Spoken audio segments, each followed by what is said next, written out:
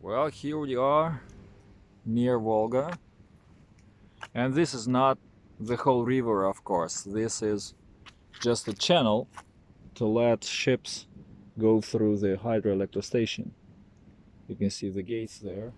So Volga is actually like 5 times, or maybe, I don't know, 10 times wider.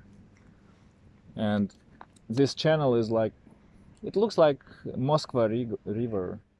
Yeah. So Volga is like 5 times wider than Moskva, than Moscow River. Not very, very profitable point of view here. But anyway,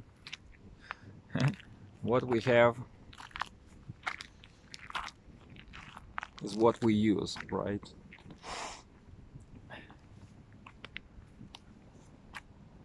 And look at that. Look at that.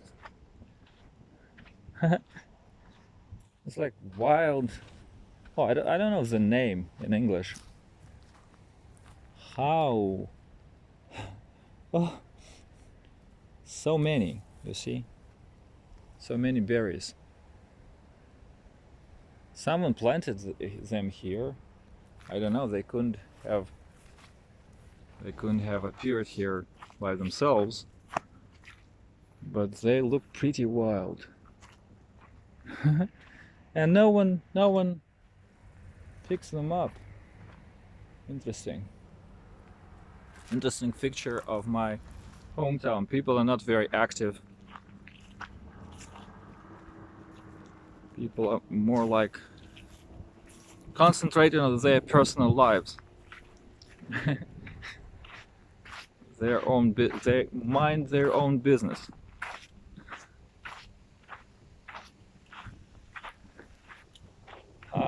Volga. And that is why people need a leader. They need a king, they need a Tsar, someone who can, who can think of general, of the issues that are high above than regular, citizen problems of his personal life. That's why any nation needs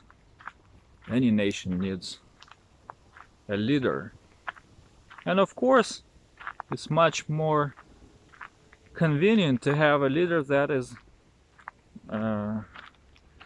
that was prepared by his whole life, whose father was a king, and who knew that he will be a king and could prepare himself to this position throughout his childhood, during his formative years, and who has inherited his right to be a king, who is not obliged to anyone, who is only obliged to God, because he has a divine right. He's God's anointed. That's much. That makes his kingdom much more stable.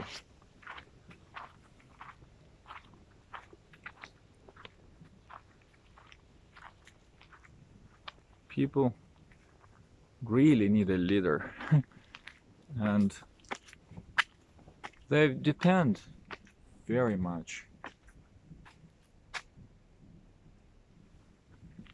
on what the leader does, what the king does.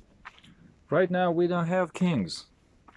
Not many kings exist, and I don't think that any of those who exist really governs or really rules his people. Oh, look, this is my hometown's name there on the hill. Novocheboksarsk, New Cheboksary.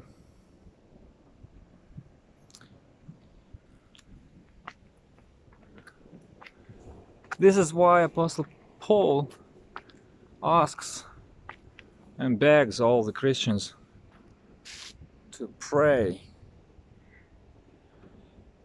about a king,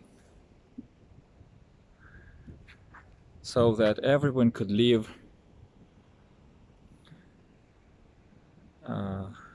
peaceful life and be pious and peaceful life.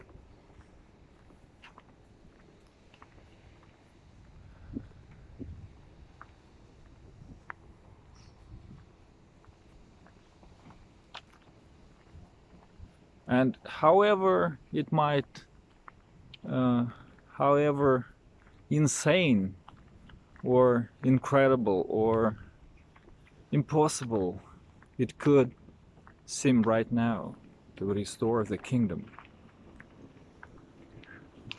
you know, 2 by 2 is 4.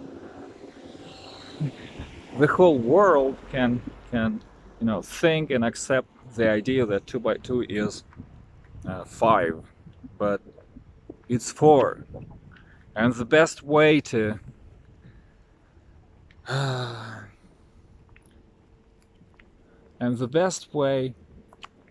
and in fact probably the only way possible today to to somehow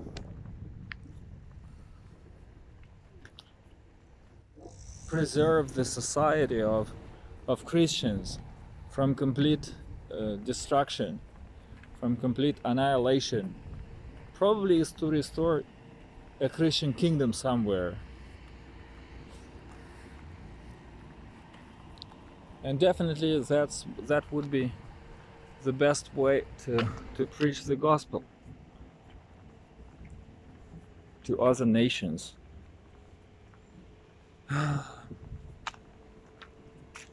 I don't know, maybe you have other ideas, but you see, King David in his book Psaltery says it, that God chose his anointed to help his people. That is the way the Holy Spirit chose to help Christians, to help people to become Christians. And that's what we have to think about.